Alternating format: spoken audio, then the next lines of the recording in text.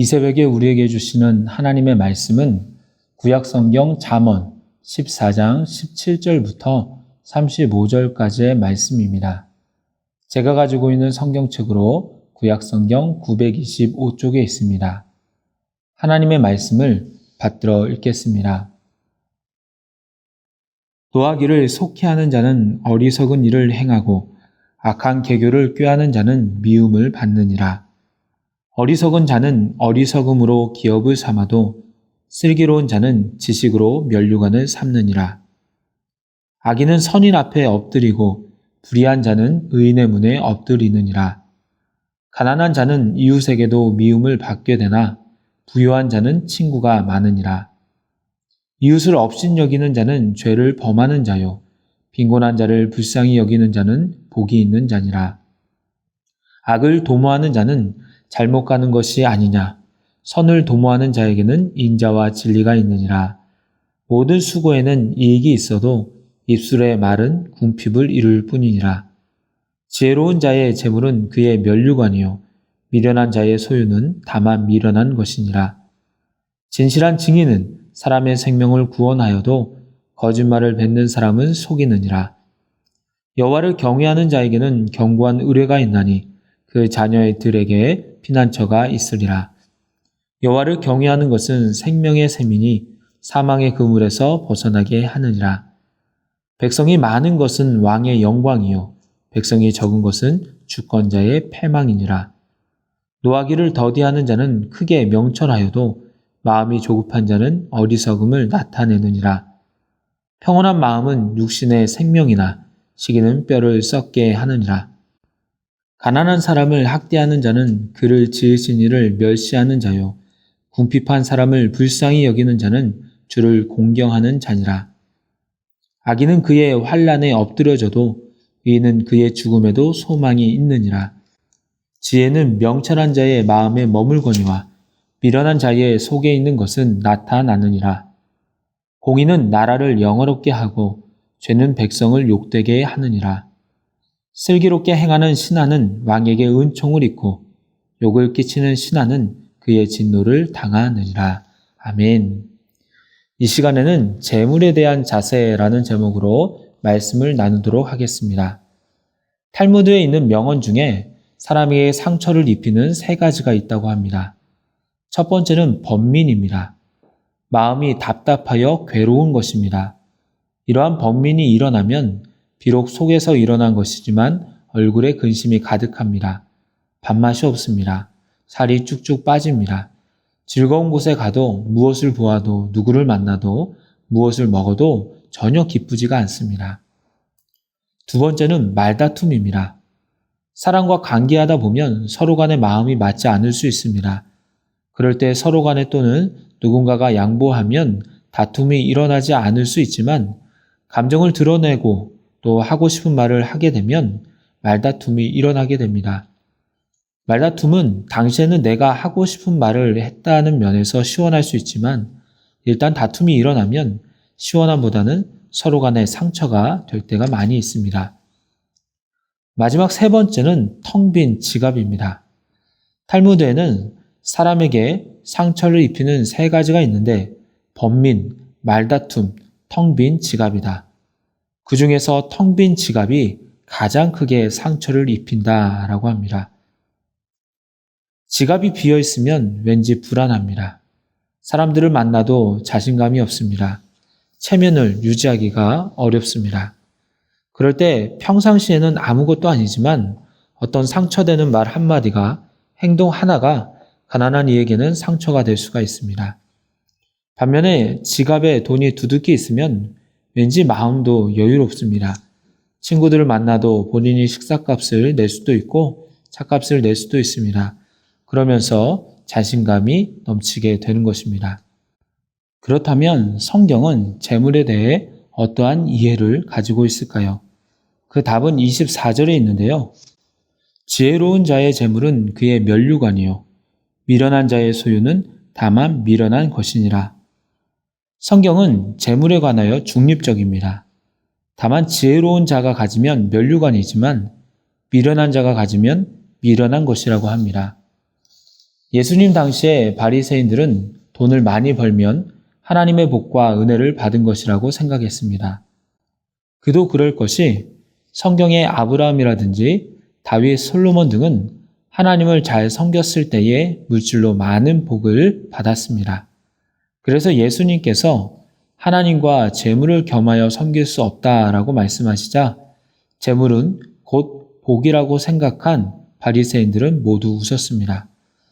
하지만 누가복음 12장의 부유한 농부처럼 밭에 소출이 풍성하여 곡식 쌓아둘 곳이 없어 아무리 곡간을 크게 짓는다고 하더라도 자기를 위하여 재물을 쌓아두되 하나님에 대하여 부유하지 못한 자는 어리석은 자입니다. 또한 누가복음 18장에서 예수님께서는 가지고 있는 것을 다 팔아 가난한 자들에게 나눠주고 하늘에 보화를 쌓고 나를 따르며 제자가 되라고 했지만 그 부유함으로 근심하며 예수님을 따르지 않았던 부자 청년은 성경에서 가장 큰 복과 은혜를 차버린 어리석은 자라고 볼 수가 있습니다. 그러기에 재물은 삶을 윤택하게 하는 면에서는 복이 될 수 있지만 그 돈이 하나님과의 관계를 막는다면 사람을 미련하게 만드는 악한 도구가 될 수 있는 것입니다. 그렇다면 우리 그리스도인들은 재물에 대해서 어떤 자세를 가져야 할까요? 첫 번째로 물질로 인해 사람을 차별하지 말아야 합니다.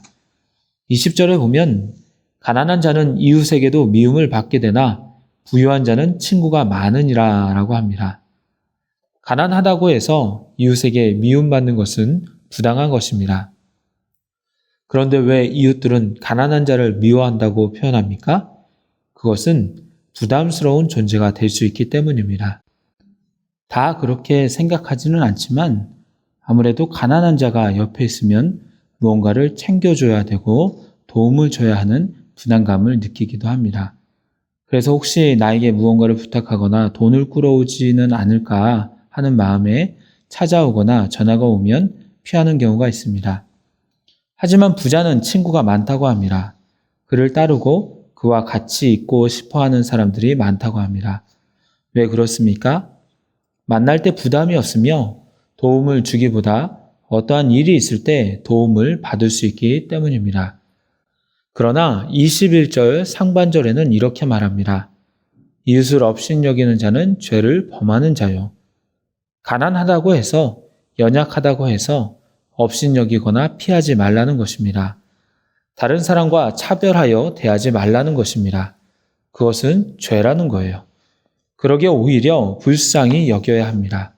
도움을 청할 때 도와주라고 합니다. 그렇다면 그것은 복이 된다라고 말씀하고 있는 것입니다.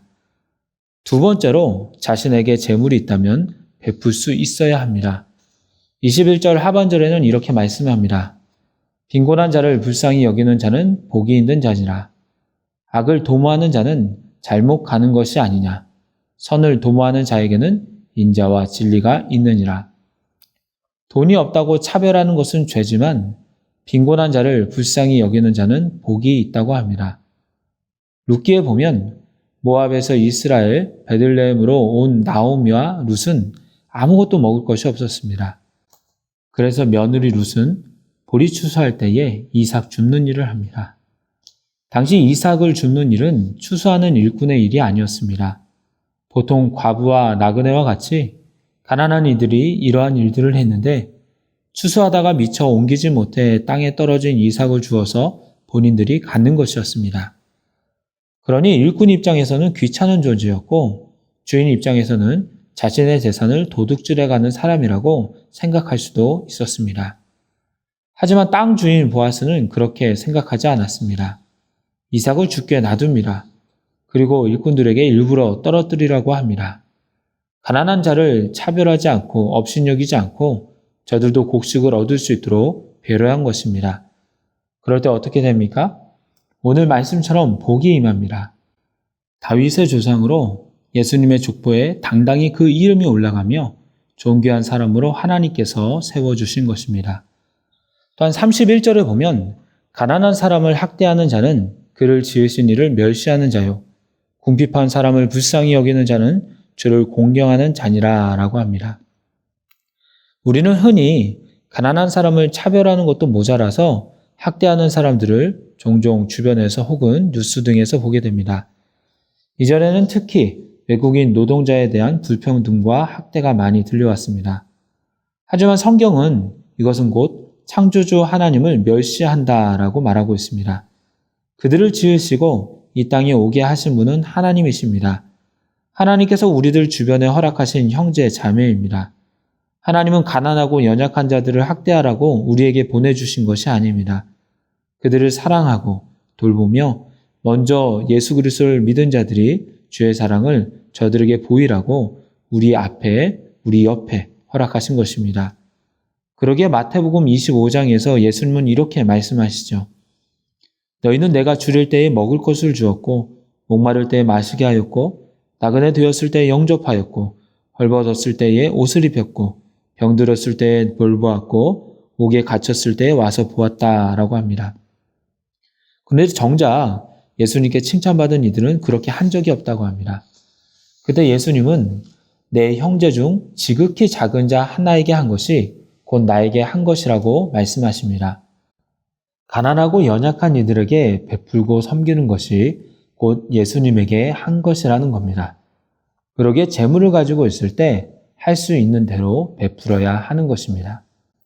마지막으로 재물을 대하는 자세에서 점검해야 하는 것은 나는 내 재물보다 하나님을 더 신뢰하는가를 생각해 봐야 합니다. 재물이 많으면 자신감이 있습니다. 당당합니다. 왜냐하면 할 수 있는 것들이 생각보다 많기 때문입니다. 반대로 재물이 없으면 자신감이 떨어집니다. 위축됩니다. 그런 재물의 위력과 능력을 알고 맛본 사람은 재물을 더욱더 의지하게 됩니다. 하지만 살아가다 보면 재물로 할 수 없는 것들이 많이 있습니다. 건강이 그렇습니다. 아무리 돈을 많이 들여서 좋은 의사, 좋은 약을 구한다고 하더라도 고치기 어려운 병이 있고 한 번 잃은 건강은 다시 찾기가 어렵습니다. 사람의 늙음도 어쩔 수 없고요. 돈이 있어도 자녀의 성격과 자녀의 진로와 자녀의 미래까지 책임져 줄 수가 없습니다. 또한 생명과 관련되는 것들, 영생과 관련되는 것들은 어떠한 것으로도 할 수 없어서 재물의 한계를 느끼기도 합니다. 그러기에 지혜로운 사람은 처음부터 이 세상의 재물보다 이 세상의 어떠한 것보다 여호와 하나님만을 신뢰합니다. 26절에 보면 여호와를 경외하는 자에게는 견고한 의뢰가 있나니 그 자녀들에게 피난처가 있으리라 라고 합니다. 견고한 의뢰라고 하는 것은 강력한 힘, 강력한 능력을 의미합니다. 걱정하지 않고 두렵지 않습니다. 왜냐하면 나의 아버지 하나님이 나와 함께 하시기 때문입니다. 그분을 신뢰할 때 가장 좋은 길로 인도해 주십니다. 전쟁하러 갈 때 총이 있는데 굳이 총을 내려놓고 칼을 가져가는 사람은 없을 것입니다. 아무도 뚫을 수 없는 방패가 있는데 우산을 들고 가서 나는 이것만으로도 된다라고 하는 사람은 없을 것입니다. 하나님보다 재물을 더 의지하는 것은 이와 같습니다. 하나님의 능력을 알지 못하기에 하나님보다 재물을 더 신뢰하는 어리석은 생각을 하는 것입니다. 이제 말씀을 맺도록 하겠습니다. 우리는 늘 재물을 가지고 살아갑니다. 그러기에 성경이 재물에 대해서 어떻게 말씀하시는가를 들어야 합니다. 나에게 있는 재물이 하나님께서 주신 것을 인정할 때 재물 때문에 차별하지 않고 재물로 인하여서 선을 베풀며 재물보다 하나님을 더 신뢰할 수가 있습니다. 그렇게 재물을 잘 다스릴 수 있는 저와 여러분이 되기를 소망합니다. 기도하겠습니다. 하나님, 우리들에게 일용할 양식을 주시며 매일매일의 필요를 공급해 주시니 참으로 감사를 드립니다.